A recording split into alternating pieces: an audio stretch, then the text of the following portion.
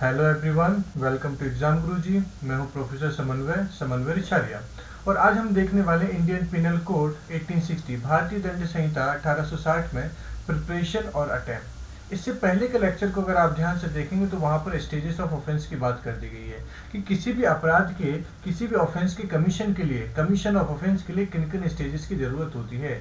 एक एक्ट जब offence constitute होता है तो उस ऑफेंस में कौन कौन से स्टेज होते हैं, तो हमने अलग तरीके स्टेज वहां पर देख लिए, जिसमें प्रिपरेशन भी होता है और अटेम्प्ट भी होता है। तो वहां पर हमने स्टेजेस के बारे में तो डिफाइन कर दिया है, वहां पर स्टेजेस को एक्सप्लेन कर दिया गया है।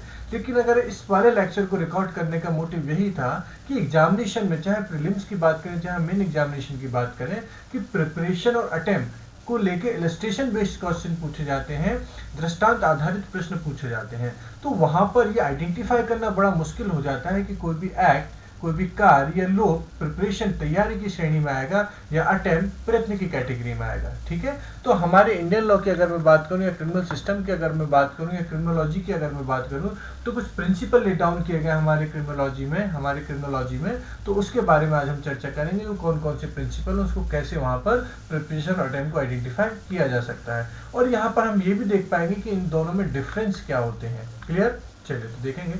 तो सबसे पहले हम लोग बात करेंगे यहाँ पर stages of commission of offence, किसी भी अपराध को किए जाने की। तो किसी भी अपराध को किया जाना, stage of commission of offence की 4 स्टेज होती हैं। पहला कंटेम्पलेशन होता है, दूसरा प्रिपरेशन होता है, तीसरा अटेम्प्ट होता है, फोर्थ आपका अकम्प्लिशमेंट होता है। तो ये आपके पास कुछ 4 स्टेज यहाँ पर होते हैं। ठीक है, ये आप सभी को पता है कि ये जो कंटेम्पलेशन की स्टेज होती है, स्टेट ऑफ माइंड होता है, ये स्टेट ऑफ माइंड होता है, मस्तिष्क की दशा होती है। प्रिपरेशन को आपको पता है कि जो थॉट प्रोसेस होता है, वो थॉट प्रोसेस जहां पर खत्म हो जाता है वहां पर प्रिपरेशन कंप्लीट हो जाता है। और थॉट प्रोसेस को जब आप किसी एक्ट में कंसीडर कर लेते हैं तो वो अटेम्प्ट कहलाता है। और अटेम्प्ट के बाद अगर अटेम्प्ट सक्सेस हो जाता है तो ये क्या कहलाता है, अकम्प्लिशमेंट कहलाता है और stage of commission of offence यहाँ पर हो जाता है। तो बेसिकली कमीशन ऑफ ऑफेंस के लिए यहाँ पर आपको 4 स्टेज मिल जाएंगे। तो आज का हमारा जो टॉपिक है वो यहाँ पर है कि प्रिपरेशन और अटेम्प्ट को लेके क्या थ्योरीज हमारे यहाँ पर दी गई हैं। तो चलिए देखेंगे। सबसे पहले तो यहाँ पर देखेंगे distinction between preparation and attempt. ठीक है, तैयारी और प्रयत्न, अगर इसकी बात करें तो ये तैयारी और ये प्रयत्न के बीच में अंतर यहाँ पर हम स्पष्ट करने वाले हैं कि दोनों के बीच में अंतर क्या होता है। ठीक है, चलिए देखते हैं इसको कि the court have adopted several test.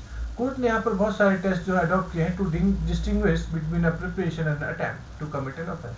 किसी भी अपराध के किए जाने में, किसी भी ऑफेंस के कमीशन ऑफ ऑफेंस के लिए, है ना, प्रिपरेशन और अटेम्प्ट को लेके कुछ टेस्ट कोर्ट ने अडॉप्ट किए हैं। वो टेस्ट यहाँ पर कौन कौन से, दोनों में अंतर स्थापित करने के लिए। ठीक है, तो चलिए सबसे पहले हमारा टेस्ट आता है लोकस पेनिटेंटिया टेस्ट। लोकस पेनिटेंटिया टेस्ट, तो लोकस पेनिटेंटिया टेस्ट के बारे में अगर हम लोग देखेंगे तो लोकस पेनिटेंटिया टेस्ट क्या होता है यहाँ पर। ठीक है, तो लोकस पेनिटेंटिया टेस्ट को अगर हम हिंदी में समझें यहाँ पर तो कहा जाता है अपराध से मुंह मोड़ना, अपराध से मुंह मोड़ना।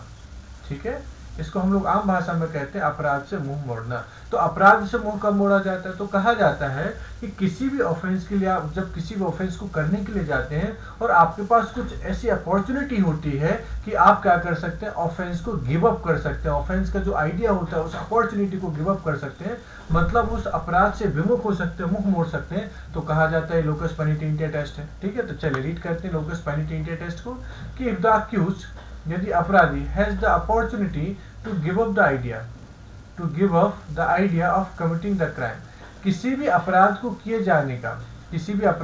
जाने का अक्यूज के पास एक ऐसा अवसर है कि वो अपराध के आइडिया को गिव अप कर दे। ठीक है, अपराध के आइडिया को क्या कर दे, गिव अप कर दे। तो ऐसी कंडीशन में माना जाता है कि he is in the stage of preparation, तो वो किस श्रेणी में, तैयारी की श्रेणी में माना जाता है। लेकिन but if he has lost this opportunity, he is in the stage of an attempt। अगर वो ऐसी अपॉर्चुनिटी को खो देता है, ठीक है, ऐसी अपॉर्चुनिटी को खो देता है, मतलब जब वो किसी ऑफेंस को करने के लिए जाता है और उसके पास ये अपॉर्चुनिटी नहीं रहती कि वहां से वो रिटर्न आ सके, तो ऐसे मामले में कहा जाता है कि उसने क्या कर दिया, अटेम्प्ट यहाँ पर कर दिया है।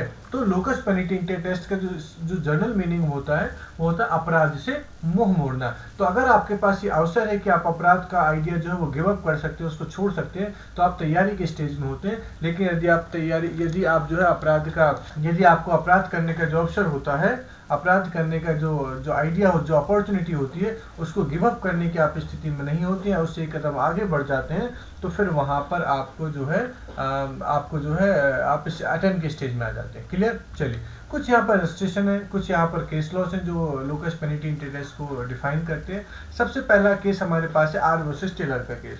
तो आर वर्सेस टेलर्स में आप देखेंगे कि एक पर्सन है, एक अक्यूज है, उसने क्या किया कि सूखी घास के ढेर को जलाने के ऑब्जेक्ट से बाजार से कुछ उसने केरोसिन और माचिस की तीली, कुछ उसने बारूद, है ना, गन पाउडर, ये सारा कुछ उसने परचेज किया।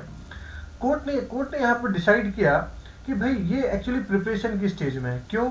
क्योंकि यहाँ अगर आप देखेंगे तो ये सब जो उसने परचेज किया सामान, इससे कोई ये एक्सप्रेसली कोई ये चीज़ प्रूफ नहीं होती है कि वो उसको जो है फायर करने के लिए, उसको आग लगाने के लिए जो उसका इंटेंशन था। ठीक है? क्योंकि उसके पास अभी भी उसमें आग लगाने में, है ना, उसको फायर करने का जो अपॉर्चुनिटी है, उसको छोड़ने का यहाँ पर उसके पास अपॉर्चुनिटी थी, उसके पास मौका था। तो आर वर्सेस टेलर में डिसाइड किया गया था कि ये कैसा आएगा आपका, ये प्रिपरेशन की स्टेज में आएगा, ना कि अटेम्प्ट की स्टेज में आएगा। ठीक है? दूसरा आपके पास केस मिलता है एम्परर वर्सेस रामाकोर। ठीक है? एम्परर वर्सेस रामाकोर का आपको एक केस मिलता है। ये अक्सर इलस्ट्रेशन एग्जामिनेशन में पूछा जाता है, ये बहुत एसेंशियल है, अक्सर एग्जामिनेशन में पूछा जाता है। जिसमें एक सिंपल था, एक विमेन थी, एक औरत थी, वो अपने फादर और अपने भाई से कुछ झगड़ा करने के बाद कुएं की ओर दौड़ती है और चिल्लाती है ना, चिल्लाती है कि वह कुएं में डूबकर सुसाइड करने वाली है। राइट? सो ये एक इंसिडेंट होता है, एक घटना घटित होती है। लेकिन जैसे ही वह कुएं के पास जाती है और वो कूदने के लिए वहां पर तैयार होती है, वैसे ही वहां पर कुछ लोग उसको क्या कर लेते हैं, पकड़ लेते हैं। वहां पर कुछ लोग उसको पकड़ लेते हैं, मतलब कुएं में कूद नहीं पाती है। ठीक है? तो यहाँ पर माना जाता है कि ऐसे केस में कोर्ट ने यहाँ पर डिसाइड किया कि ये भी प्रिपरेशन की स्टेज थी। क्यों? क्योंकि अभी वो कूदी नहीं थी। अगर वो कूद जाती तो फिर वो उसके पास वापस आने की अपॉर्चुनिटी नहीं रहती। लेकिन क्योंकि वो अभी कुएं के पास पहुंची है, अभी भी उसके पास एक अपॉर्चुनिटी है कि वो अपना आइडिया जो है, उसका जो ऑफेंस करने का जो आइडिया है, उसको गिव अप कर सकती है, उसको छोड़ सकती है। तो कोर्ट ने एम्परर वर्सेस रामाकोर वाले जजमेंट में कहा कि यहाँ पर ध्यान दीजिएगा, यहाँ पर ये अटेम्प्ट की कैटेगरी में नहीं आएगा। ये केवल किस कैटेगरी में आएगा? ये केवल जो है आपका प्रिपरेशन की कैटेगरी में आएगा, तैयारी की श्रेणी में आएगा। थर्ड वाला आप देखेंगे यहाँ पर, तो वासुदेव साई वर्सेस एम्परर का जजमेंट आपको मिलेगा। ठीक है? वासुदेव सहाय या साई बोलते हैं इसको। ठीक है? वासुदेव सहाय वर्सेस एम्परर का जजमेंट आपको मिलेगा, जिसमें ये डिसाइड किया गया था कि आस्किंग फॉर ब्राइब, है ना, आस्किंग फॉर ब्राइब मतलब रिश्वत मांगना। ठीक है? रिश्वत मांगना भी किस कैटेगरी में आता है? ये अटेम्प्ट की कैटेगरी में आता है। ये रिश्वत मांगना, है ना, आस्क फॉर ब्राइब, ये किस कैटेगरी में आएगा? ये अटेम्प्ट की कैटेगरी में आएगा। क्यों? क्योंकि पुलिस ऑफिसर या पब्लिक सर्वेंट जो होते हैं, अगर वो रिश्वत की मांग करते हैं, ब्राइब की डिमांड करते हैं, है ना, तो उन्होंने अपने पार्ट के जो एक्ट है वो कंप्लीट कर दी। अब देना नहीं देना वो सामने वाले का ऑफेंस यहाँ पर हो सकता है। क्लियर बात? तो चलिए, कुछ 3 जजमेंट आपके थे जिससे डिसाइड होता है कि लोकस पेनिटी इंटेरेस्ट में क्या डिफरेंस होता है और कैसे हम यहाँ पर प्रिपरेशन और अटेम्प्ट में डिफरेंस क्रिएट कर पाएंगे। राइट? चलिए आगे देखते हैं हम लोग। अब आपके पास एक सेकंड टेस्ट आता है जिसको हम लोग बोलते हैं प्रॉक्सिमिटी टेस्ट। प्रॉक्सिमिटी टेस्ट का मतलब होता है निकटता। ठीक है? निकटता, नियर बाय, निकटता। ठीक है? नियर बाय मतलब कितना नजदीक होना, कितना पास होना। Right? So under this test an act constituted an attempt if the accuse has completed all और ऑलमोस्ट ऑल इंपॉर्टेंट और necessary steps toward the commission of the crime but falls short of the consequences desired. ठीक है? इसको हम इस तरीके से कहें, इन्होंने कहा कि अंडर दिस टेस्ट, इस टेस्ट के तहत एक ऑफेंस जो कॉन्स्टिट्यूट होता है, N act constituted an attempt, कोई एक्ट जो है, कार्य वो है, अगर आपका प्रयत्न वो बनाएगा, प्रयत्न गठित करेगा। कैसे करेगा? तो if the accuse has completed all और ऑलमोस्ट ऑल इंपॉर्टेंट और नेसेसरी स्टेप। तो यहाँ पर अक्यूज को देखिए, दो, किसी भी क्रिमिनल प्रोसीडिंग की हम लोग बात करेंगे तो 2 पार्टी यहाँ पर होती है। एक अक्यूज होगा आपका, ठीक है, एक कौन होगा यहाँ पर, एक अक्यूज्ड होगा और एक आपका कौन होगा, विक्टिम होगा। राइट? तो यहाँ पर देखिए दोनों के अलग अलग काम होते हैं। अक्यूज्ड का काम होता है यहाँ पर इसके पार्ट पे जो एक्ट है वो कंप्लीट करना।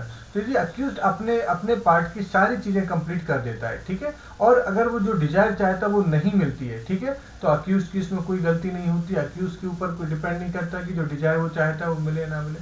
तो अगर अक्यूज्ड ने अपने पार्ट पर सारे एक्ट जो थे अगर वो फुलफिल कर दिया है, उनको परफॉर्म कर दिया है, तो ये किस में आएगा, ये आपका अटेम्प्ट की स्टेज में आएगा। ठीक है? तो यहाँ पर कहा जाता है कि प्रॉक्सिमिटी टेस्ट जो होता है उसको निकटता का सिद्धांत भी कहते हैं, कि एक्यूज का जो एक्ट है वो ऑफेंस के कितने नजदीक होता है। अगर बहुत ज्यादा नजदीक होता है तो माना जाता है कि इसमें आ जाएगा, अटेम्प्ट की स्टेज में आ जाएगा, प्रयत्न की श्रेणी में आ जाएगा। क्लियर। इस परीक्षण के में जो होता है वह एक्ट जो होता है ये प्रयत्न को कॉन्स्टिट्यूट करता है यदि अभियुक्त ने, अक्यूज ने अपराध करने हेतु सभी या जितने भी महत्वपूर्ण एसेंशियल एलिमेंट होते हैं, ठीक है, जितने भी एसेंशियल उसके स्टेप्स होते हैं वो उसने कंप्लीट कर लिए हैं, परंतु यहाँ पर देखेंगे, परंतु जो भी अपेक्षाकृत परिणाम वो चाहता है, जो भी उसके कॉन्सिक्वेंसेस डिजायर है वो उसको नहीं मिलते हैं, तब भी माना जाएगा कि किस श्रेणी में आ जाएगा, ये अटेम्प्ट की श्रेणी में आ जाएगा। राइट, चलिए आगे देखते हैं। इसमें यहाँ पर देखेंगे आर वर्सेस वाइट का एक जजमेंट मिलता है आपको, आर वर्सेस वाइट का एक केस मिलता है आपको, ये बहुत एसेंशियल होता है। ठीक है। The accused put 2 gram of potassium cyanide in his mother's drink intending her to take it and be killed. ठीक है। तो यहाँ पर जो अक्यूज था उसने अपनी माता जी को मारने के उद्देश्य क्या किया, माता जी की जो ड्रिंक है ना, माता जी की जो ड्रिंक है, पीने का जो उनका जो भी वो शरबत या जो भी जूस पीते हैं उसमें 2 ग्राम जो है पोटेशियम साइनाइड उन्होंने मिलाया इस इंटेंशन के साथ कि उनको क्या कर दिया जाए, मार दिया जाए। ठीक है। तो यहाँ पर अक्यूज के पार्ट पर जो चीजें थी वो उसने फुलफिल कर दी हैं। अगर वो कॉन्सिक्वेंसेज डिजायर जो उसकी थी, अगर वो रिजल्ट मिलता है या नहीं मिलता उससे फर्क नहीं पड़ता है। ठीक है। लेकिन यहाँ पर अक्यूज ने क्या कर दिया, और जो भी एक्ट था वहां पर है ना, वो उसका अटेम्प्ट कंप्लीट यहाँ पर कर दिया। तो ये था आपका प्रॉक्सिमिटी टेस्ट। प्रॉक्सिमिटी टेस्ट के बाद आप देखेंगे थर्ड आपका कुछ एक और आपको यहाँ पर जो है टेस्ट मिल जाए, वो कहलाता है मीन स्क्वेयर टेस्ट। ठीक है। वो किसकी बात करते हैं हम लोग, मीन स्क्वेयर टेस्ट की बात करते हैं। तो मीन स्क्वेयर टेस्ट के बारे में देखेंगे, if the act itself a clear evidence of mean square. ठीक है। उन्होंने कहा कि यदि जो एक्ट है अगर वो क्लियर एविडेंस है मीन स्क्वेयर का तो it is an attempt, and if the act itself is not a clear evidence of means it is preparation। तो देखिए बहुत ध्यान समझना कि जब भी किसी ऑफेंस को आपको प्रूफ करना होता है, ठीक है, तो आपके पास 2 एसेंशियल एलिमेंट्स होते हैं, एक एक्टस रियस होता है और दूसरा आपके पास क्या होता है, मीन्स रियस होता है, मीन्स रिया होता है। तो आप जब भी एक ऑफेंस को कॉन्स्टिट्यूट करने जाते हैं तो एक्टस रिया और मीन्स रिया दोनों एसेंशियल एलिमेंट्स आपके होना चाहिए। तो जब कभी आप कोई एक्ट करते हैं तो आपका एक्ट क्लियर एविडेंस होता है आपके मीन्स रिया का, तो माना जाता है कि किस में आ जाएगा, ये अटेम्प्ट की स्टेज में चला जाएगा।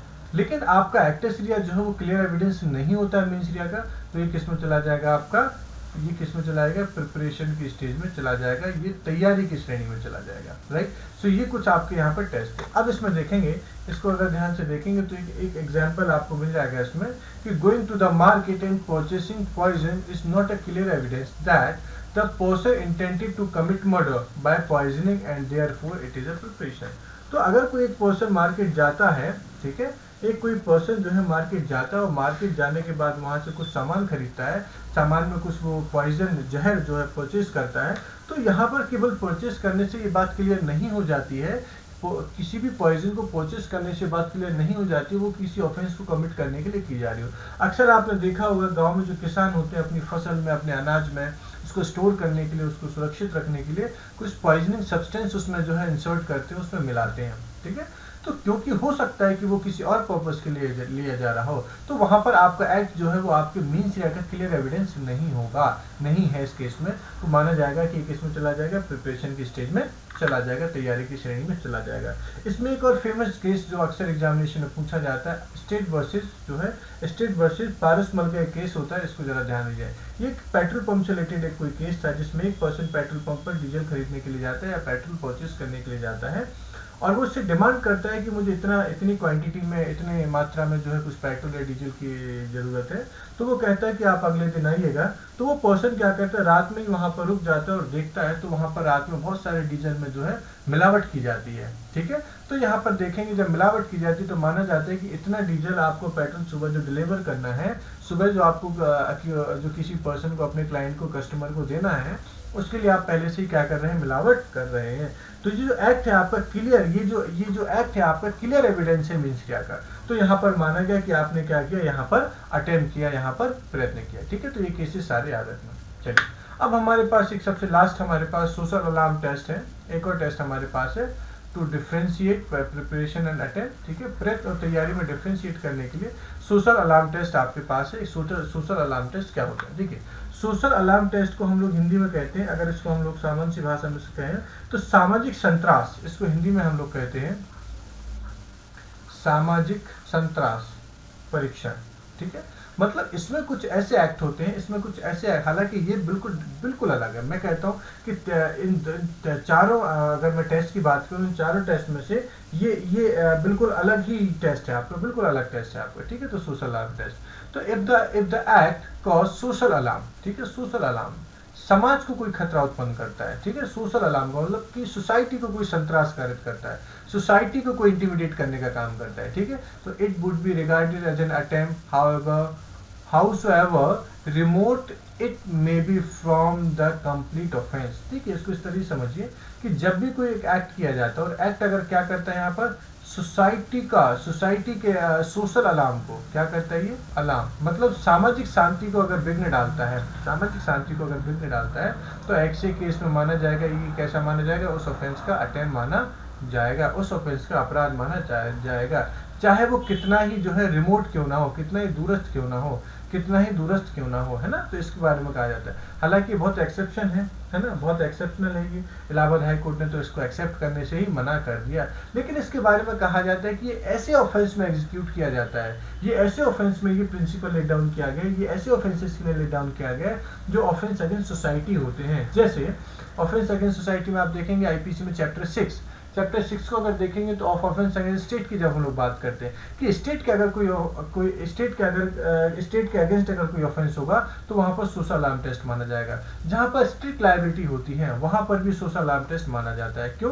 क्योंकि आप किसी पर्सन के का इंतजार नहीं कर सकते, उसका वेट नहीं कर सकते कि वो जो ऑफेंस को कॉन्स्टिट्यूट करेगा, तभी हम उसको क्या करेंगे, अरेस्ट करेंगे, ठीक है। तो इस चीज का ध्यान रखना।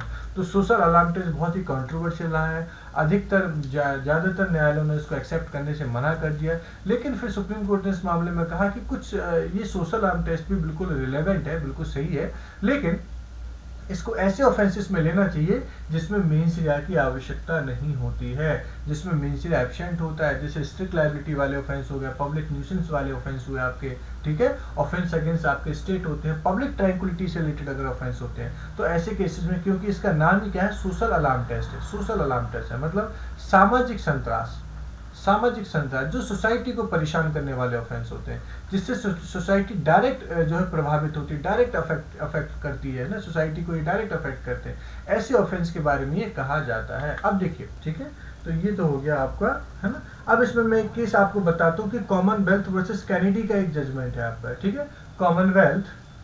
कॉमनवेल्थ वर्सेस कैनेडी का एक जजमेंट है, जिसमें सिंपल क्या हुआ कि ए और बी दो पर्सन थे, वो ट्रेन की जो पटरी होती है, ट्रेन का जो ट्रैक होता है, उसके ऊपर बम रखने के लिए क्या करते हैं, अग्री होते हैं दोनों, ठीक है। तो जब एग्रीमेंट को इन्फोर्स करने के लिए, एग्रीमेंट के परसुएंस में लोग क्या करते हैं, एक पर्सन जो है वो अपनी बाइसिकल के ऊपर बम रख के ले जाता है, लेकिन उसको सामने से ही क्या कर ली जाती है, पुलिस पकड़ लेती है, घर के बाहर से उसको पुलिस पकड़ लेती है। तो ऐसे इसमें कहा गया, हालांकि बाकी 3 टेस्ट के अकॉर्डिंग आप देखेंगे तो ये प्रिपरेशन की स्टेज में आता है, ठीक है, लेकिन क्योंकि ये केस ऑफेंस था, ऑफेंस अगेंस्ट स्टेट था या ऑफेंस अगेंस्ट पब्लिक ट्रैंक्विलिटी था, तो ऐसे केस में माना जाएगा कि सोशल अलार्म टेस्ट के अकॉर्डिंग ये किस स्टेज में आएगा, ये अटेम्प्ट की स्टेज में आएगा, प्रयत्न की श्रेणी में शामिल माना जाएगा, ठीक है। तो ये आपके पास कुछ इस तरीके के 4 आपको ऑफेंस यहाँ पर मिल जाते हैं, ठीक है। 4 ऑफेंस आपको यहाँ पर 4 इस तरीके के टेस्ट आपको मिल जाते हैं। सोशल अलार्म टेस्ट में एक केस और याद रखना है, उसमें एम्प्रेस वर्सेस पन्नालाल का भी केस मिलता है, ठीक है, एम्प्रेस वर्सेस पन्नालाल का भी केस मिलता है, ठीक है। तो ये भी आप जरूर देख लें, 1954 का है। तो इस तरीके से आपके पास ये चार तरीके के आपके पास ये थोड़े डॉक्ट्रिन थे, जो ये बात को क्लियर करते हैं कि किस स्टेज में, किस एक्ट को प्रिपरेशन की स्टेज में रखा जाएगा और किस एक्ट को जो है आपके अटेम्प्ट की स्टेज में यहाँ पर रखा जाएगा। आई होप आपको ये चीज़ समझ में आई हो। इनकेस अगर कोई इसमें प्रॉब्लम होती है तो आप कमेंट बॉक्स में अपनी क्वेरी को मेंशन कर सकते हैं। Thank you.